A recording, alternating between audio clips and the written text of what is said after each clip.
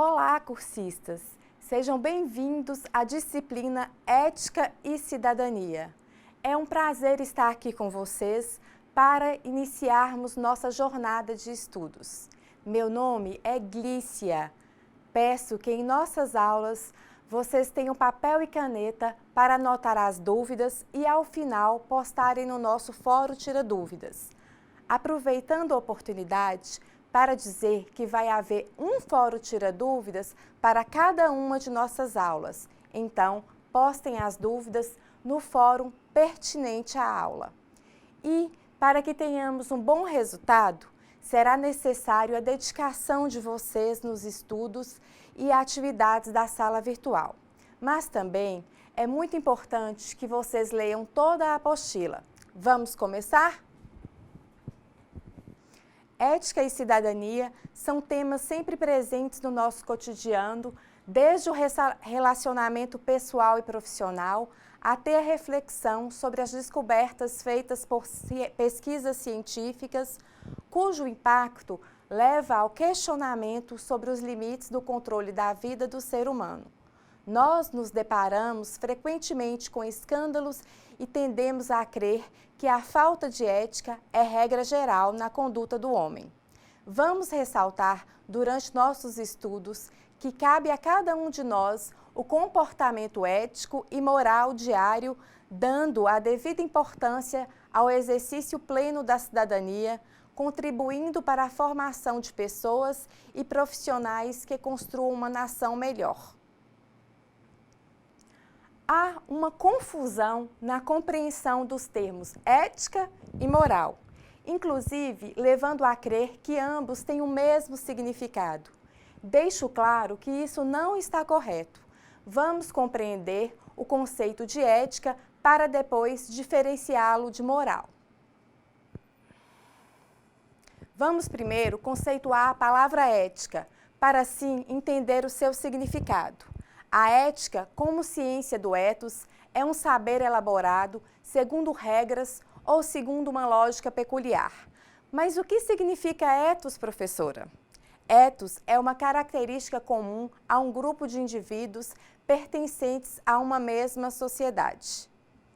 Assim, se entendemos que ethos são características comuns a um grupo de indivíduos pertencentes a uma mesma sociedade e ética diz respeito exatamente ao jeito de ser de uma sociedade, podemos dizer que o seu conjunto de ethos ou conjunto de características comuns dessa sociedade, que é a ética de uma sociedade, tem uma fundamentação em ações transmitidas de geração em geração. É a ética que esclarece o motivo que leva os agentes sociais a tomarem esta ou aquela decisão, orientados por este ou aquele valor, condicionados por estes ou aqueles interesses. Portanto, ser ético, alunos, significa ser um agente social cujas decisões são fundamentadas na moral do grupo ao qual pertencem e são base em valores e interesses que busquem o bem comum. Ainda falando sobre a conceituação, a ética pode ser compreendida como teoria, investigação ou explicação de um tipo de experiência humana ou forma de comportamento dos homens e possui como função fundamental estudar a essência do comportamento moral. Cada sociedade tem sua ética própria, assim, não podemos dizer que há certo ou errado para todos os povos.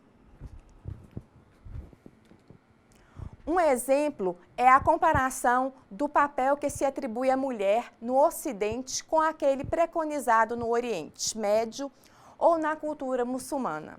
Temos aqui dois exemplos. O primeiro é uma mulher muçulmana usando uma burca, vestimenta que não é adotada pela mulher ocidental.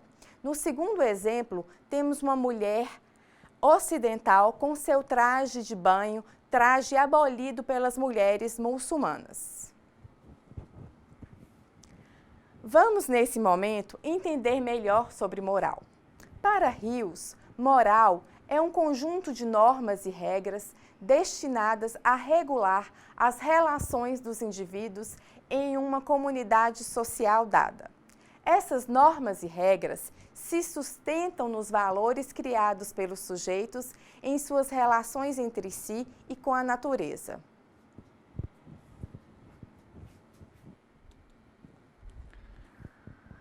Comportamento moral é legislado pela ética. É a ética que vai definir o que é bom e investigar princípios da moralidade de uma sociedade. A ética fundamenta e justifica certos comportamentos, mas não cria a moral. Assim, podemos dizer que a moral de um povo é o conjunto de normas vigentes consideradas como critérios que orientam o modo de agir dos indivíduos naquela sociedade. Para Rios, quando se qualifica um comportamento como bom ou mau, tem-se um critério que é definido no espaço da moralidade. E isso interessa à ética no sentido de procurar o fundamento dos valores que oferecem sustentação para este comportamento bom ou mau.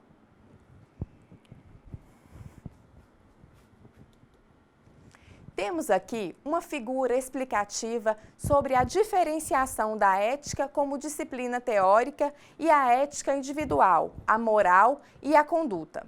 Sendo possível compreender que a ética individual realiza os estudos da moral, como sendo o conjunto de normas de conduta. A ética, como valor cultural, é definida como uma qualidade socialmente desejada e os padrões éticos como norma ou a regra de conduta, pauta de ação.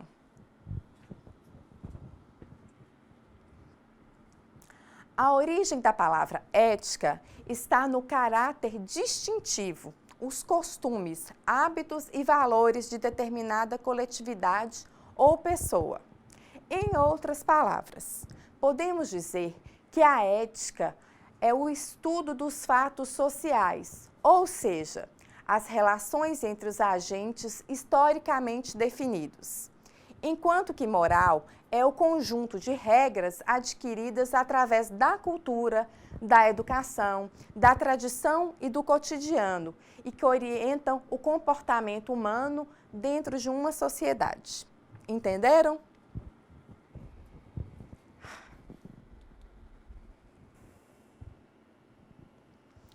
Um dos mais brilhantes pesquisadores da física e da matemática foi Albert Einstein. Foi reconhecido por ter desenvolvido a teoria da relatividade. Seu trabalho abriu caminho para o desenvolvimento da energia atômica. Recebeu o Prêmio Nobel de Física pela teoria quântica. Para diversos estudiosos, inclusive Sartre, Einstein deixou seu legado através de sua visão ética sobre a vida, sendo alguns dos princípios éticos de Einstein: liberdade, valor para a simplicidade, liberdade e respeito a cada ser, recusa a normas, dogmas, inconformismo e submissão, aceitação daquilo que se pode compreender, repúdio à escravidão, confiança na criatividade do ser humano, crença de que os males são resultado do desamor e da ignorância, aceitação de que não se ensina ou aprende o que não se ama. E Einstein diz ainda que a fama merece cautela, pois causa inveja e ressentimento. Nesse momento, abordar assuntos como os valores, que são elementos fundamentais para as decisões éticas individuais e organizacionais, sejam elas públicas ou privadas, e também a consciência ética e sua abordagem será feita com base nos exemplos que temos em nosso cotidiano. Vamos saber mais?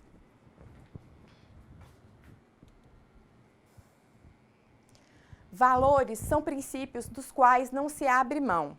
Eles estão na base de nossa conduta individual, assim como são os fundamentos da tomada de decisão das organizações. Você conhece os valores declarados pela empresa que você trabalha? Observe aqui na figura que os valores estão na base do planejamento estratégico das organizações. Os níveis estratégico, tático e operacional executam suas tarefas e tomam decisões com base nas crenças da organização. Aristóteles fez a seguinte colocação: aos hábitos dignos de louvor chamamos virtude. Vale aqui ressaltar que os virtuosos são dignos de louvor, ainda que o meio em que vivam ou trabalhem não propicie a prática da conduta virtuosa. A conduta virtuosa, como exemplo, é respeitar todos os seres. É uma qualidade fundamental no campo da ética e somente é possível para pessoas com valores fortes, por exemplo, respeito. Quando os valores de uma sociedade mudam, os costumes também mudam. Com o passar do tempo, a legislação, as leis, acompanham essa mudança e estabelece limites para o convívio harmonioso, e este conjunto determina o comportamento ético das pessoas daquela sociedade.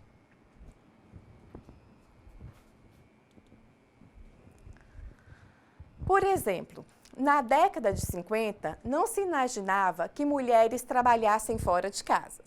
O valor atribuído à presença da mulher no mundo do trabalho era diferente daquele que vemos atualmente no século XXI.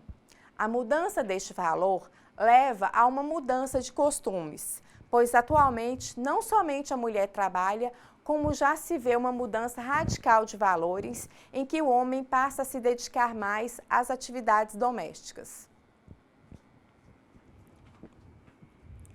Agora, uma pergunta: o que fazer se o Código Civil protege o sigilo e a lei fiscal obriga a sua quebra? Estamos mudando o rumo de nossa conversa, não é mesmo?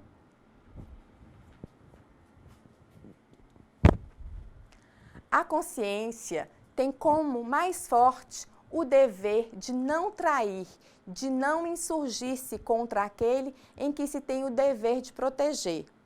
Quando falamos sobre consciência ética, um exemplo explícito é a ocupação em 2010 no Morro do Alemão e um ano depois a ocupação da favela da Rocinha, no Rio de Janeiro. Essas duas comunidades possuíam seu próprio código de ética, respeitando não somente pelos traficantes, mas também pelos moradores, independente de sua opinião a respeito. A intervenção dos policiais, com o apoio do governo federal brasileiro, se deu e foi legítima, pois a ética ali predominante entrava em conflito com a ética da sociedade, prejudicando os moradores daquele local e oferecendo um exemplo de conduta para outros indivíduos que não condizem com a convivência saudável que se espera para os seres humanos. A consciência ética daqueles que dominavam essas comunidades não condiz com aquela que é aceita pela nossa sociedade. É deste choque de percepções sobre o que é certo e o que é errado que se origina confrontos como estes ao qual assistimos.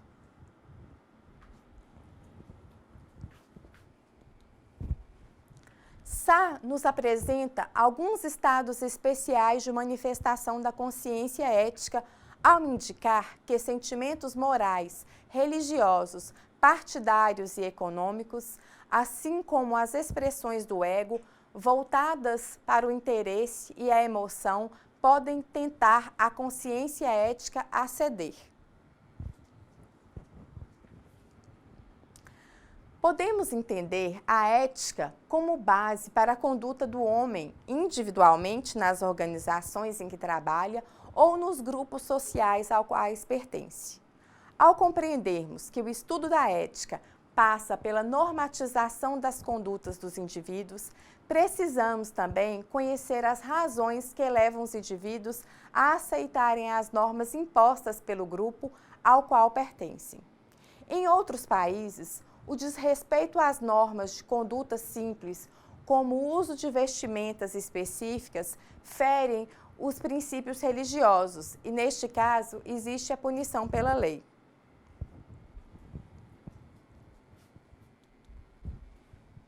Vale ressaltar que a conduta humana deve respeitar normas implícitas no convívio ou explícita em manuais, códigos ou na lei.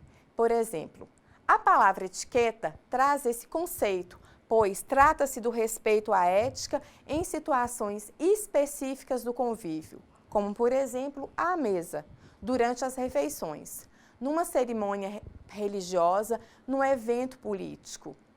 O cerimonial segue, então, uma etiqueta prevista que, por sua vez, contempla os princípios éticos fundamentados na moral, nos costumes e valores daquele grupo. Observe a figura. Essas cenas são sinônimo de boas maneiras e organização, saber posicionar talheres e copos segundo o manual de etiqueta à mesa. Os objetos variam em tamanhos e formas, cada um com finalidade específica, casual, informal ou formal. No exercício das profissões, nos deparamos frequentemente com dilemas éticos que exigem reflexão. Por exemplo, o que dizer um advogado que deve defender um criminoso? Ou de um contador que, mesmo sabendo das atividades ilícitas de seu cliente, tem que lhe prestar serviço. Além dos dilemas pessoais, há ainda os interesses pessoais.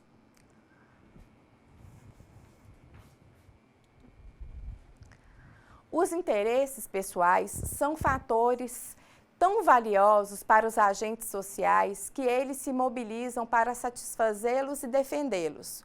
O problema começa quando os interesses pessoais encontram-se no limite do egoísmo e da ganância. Um dos exemplos bem atuais que temos no Brasil é a Operação Lava Jato. A Operação Lava Jato é a maior investigação de corrupção e lavagem de dinheiro que o Brasil já teve. Estima-se que o volume de recursos desviados dos cofres da Petrobras, maior estatal do país, esteja na casa de bilhões de reais. Até maio de 2017, já haviam ocorrido 40 fases da operação, com diversas prisões, conduções coercitivas, delações premiadas e outros. Todos esses escândalos são exemplos claros de quanto os interesses pessoais prejudicam a todos. Por outro lado, há uma situação interessante a ser observada. Os trabalhadores, por sua vez, se queixam da pressão sofrida no ambiente de trabalho, mas quando são chamados a revelar a causa do estresse, não apresentam suas verdadeiras causas, acreditando que colocarão em risco sua competência profissional. O resultado de uma pesquisa feita pela ONG britânica MID, voltada para a saúde mental, publicou um levantamento referente ao estresse endêmico que acomete milhões de trabalhadores no Reino Unido e que acarreta a perda de bilhões de dólares em horas de trabalho. O mais curioso é que 93% mentiram a seus patrões a respeito do motivo real de suas faltas e absenteísmo. Alegaram dores de estômago, resfriados, dores de cabeça, consultas médicas, problemas em casa, doenças na família, menos o estresse no trabalho. Não confessaram que não aguentavam mais as pressões para o cumprimento de metas, nem tentaram discutir as questões referentes ao ambiente de trabalho em que prevalece o moral baixo, a baixa produtividade e as formas escapistas de enfrentar tensões. À medida que cada um olha somente para os seus interesses pessoais, cria-se um ciclo vicioso e todos perdem. Portanto, é importante perceber que a conduta ética permeia vários aspectos do nosso cotidiano, exigindo reflexões constantes. O que nos leva a refletir sobre as razões para sermos éticos. Você pode se questionar: como querem que eu faça tudo direito se a justiça é morosa, os impostos são um absurdo, todo dia nós vemos escândalos com os políticos em que votamos, o mundo cheio de gente esperta. E por que eu devo ser ético? A resposta é simples, meu cursista. Estas e outras situações não podem servir como parâmetro para a nossa conduta.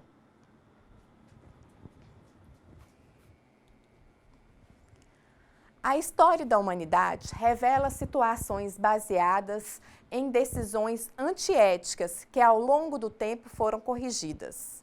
Ao declarar que a Terra se move em torno do Sol e não o inverso, Galileu Galilei desafiou a Igreja Católica, que o convocou para julgamento diante do Santo Ofício em Roma. Condenado a se retratar publicamente, diz que ele teria sussurrado: "É por se move", ou seja, mas ela se move, referindo-se ao movimento da Terra em torno do Sol. Somente no século XX, a Igreja Católica, por meio do Papa João Paulo II, se retratou publicamente, assumindo o erro por essa condenação. Sobre as pesquisas científicas realizadas, sempre ocorrem debates envolvendo a ética.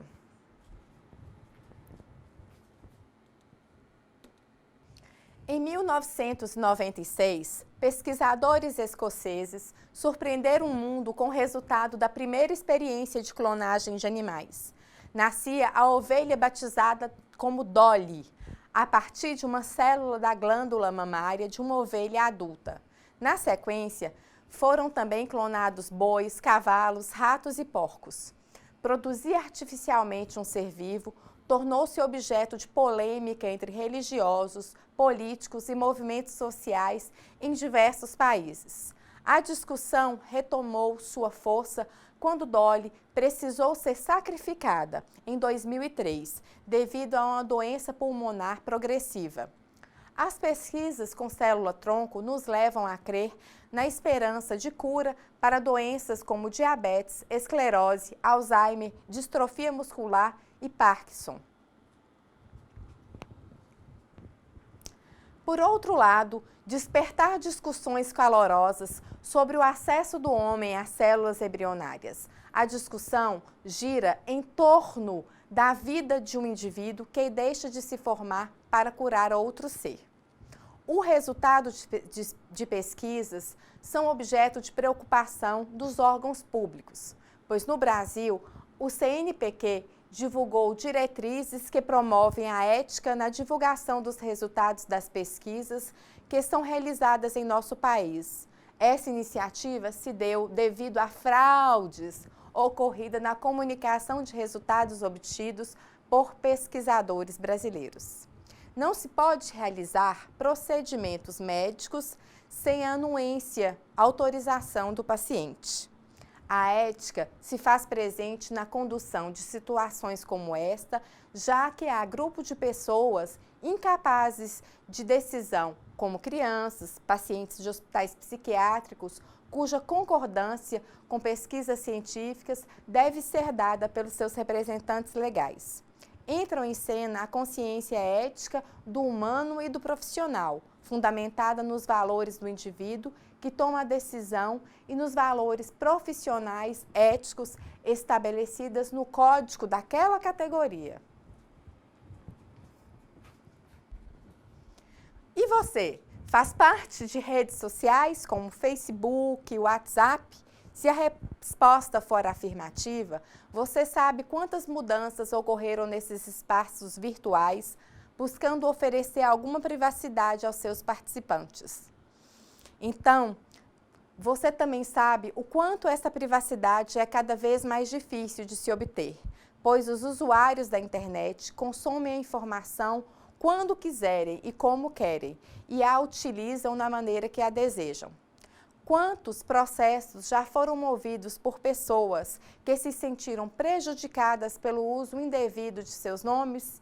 Inúmeras, pois comprometem sua imagem pessoal e profissional. Ainda que seja possível descobrir a fonte de observações equivocadas feitas na internet, somente com o apoio da justiça é que pode solucionar esse problema.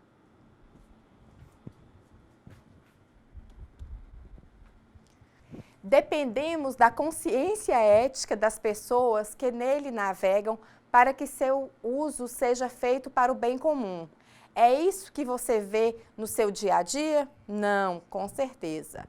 A pirataria na internet ocorre quando se obtém cópias não autorizadas de bens para uso e consumo pessoal.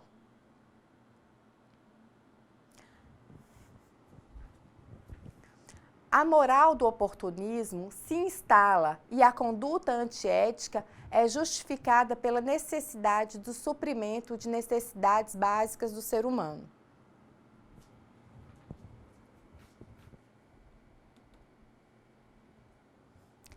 Essa conduta se justifica, indica que racionalização antiética está na base desta conduta, orientando práticas racionais fundamentadas no que Sá chama de ética da mentira. As pessoas estabelecem um conjunto articulado de justificativas para os seus atos imorais e ilícitos, condenados pela sociedade. E para falar sobre a conduta de cada cidadão em relação aos seus direitos e deveres para com a coletividade a que faz parte, é necessário refletir sobre a ética presente no cotidiano do cidadão, não somente em relação ao que ele pode exigir do Estado, mas no que diz respeito ao cumprimento de seus deveres.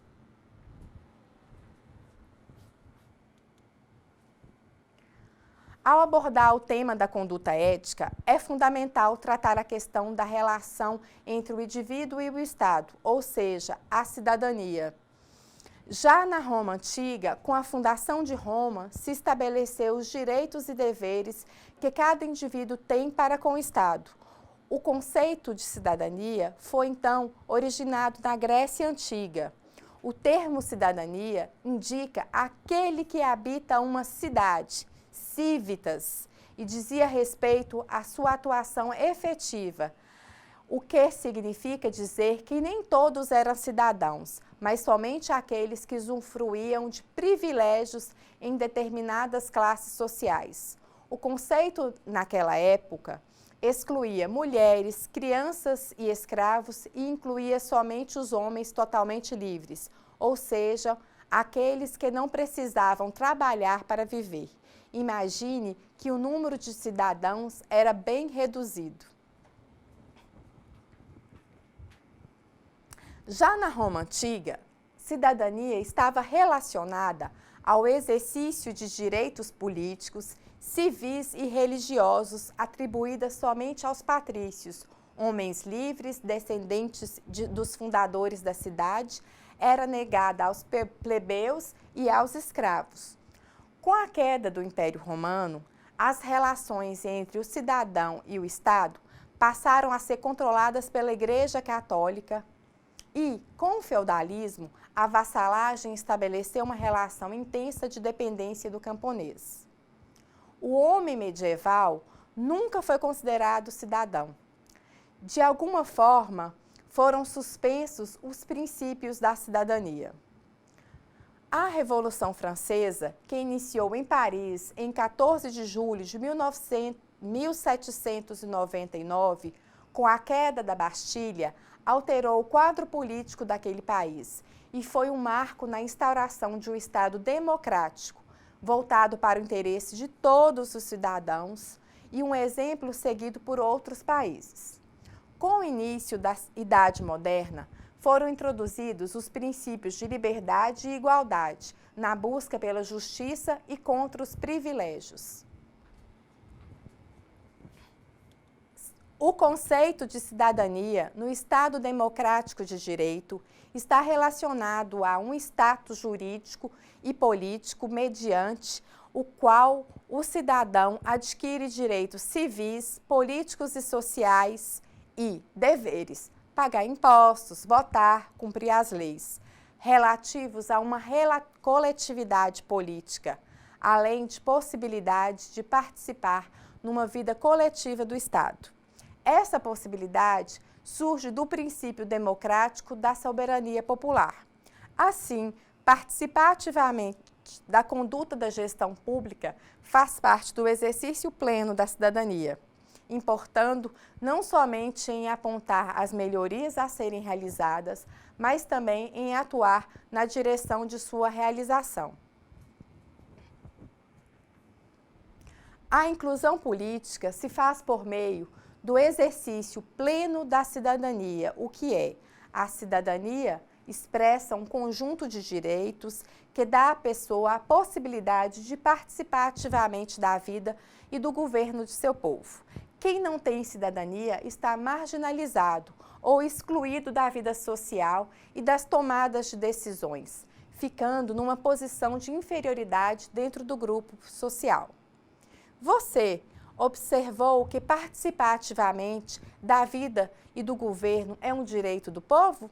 Você tem exercido esse direito em seu município?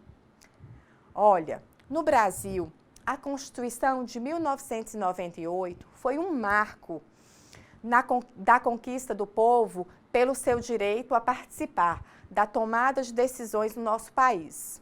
No dia 27 de julho de 88, em que foi promulgada a nova Constituição, Ulisses Guimarães disse: "Esta será a Constituição cidadã, porque recupera como cidadãos milhares de brasileiros, vítimas da pior das discriminações, a miséria."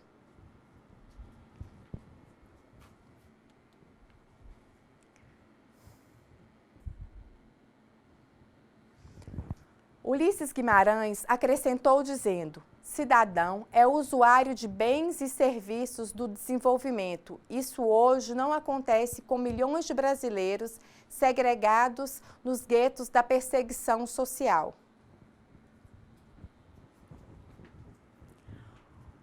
Um dos exemplos do exercício deste direito no Brasil foram os movimentos populares, como a Ação Cidadania contra a Miséria e pela Vida, liderada por Betinho, e a Ação dos Caras Pintadas, que incentivou o impeachment do presidente Fernando Collor de Mello.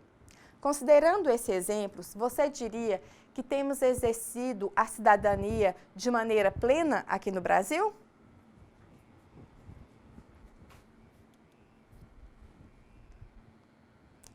Mas não podemos deixar de lado a cidadania empresarial, pois é também uma maneira de as organizações cumprirem com seus deveres, ao mesmo tempo em que usufruem de seus direitos na relação com os públicos, de que de alguma forma são impactados por suas ações. Atividades. A cidadania empresarial está presente quando uma organização oferece a seus funcionários mais do que prevê a lei, como no caso de berçário, creche, assistência médica extensiva aos familiares, integração de pessoas com deficiência ao ambiente de trabalho e promoção de seu relacionamento saudável com os colegas. E com isso, encerramos os assuntos da nossa primeira videoaula. Eu espero que vocês tenham gostado e que tenham absorvido ao menos um pouco do que vimos aqui hoje. Lembre-se de acessar a sala virtual, participar dos fóruns e postar suas dúvidas. E não se esqueça dos estudos do livro didático. Por enquanto é só. Bons estudos e até a nossa próxima aula.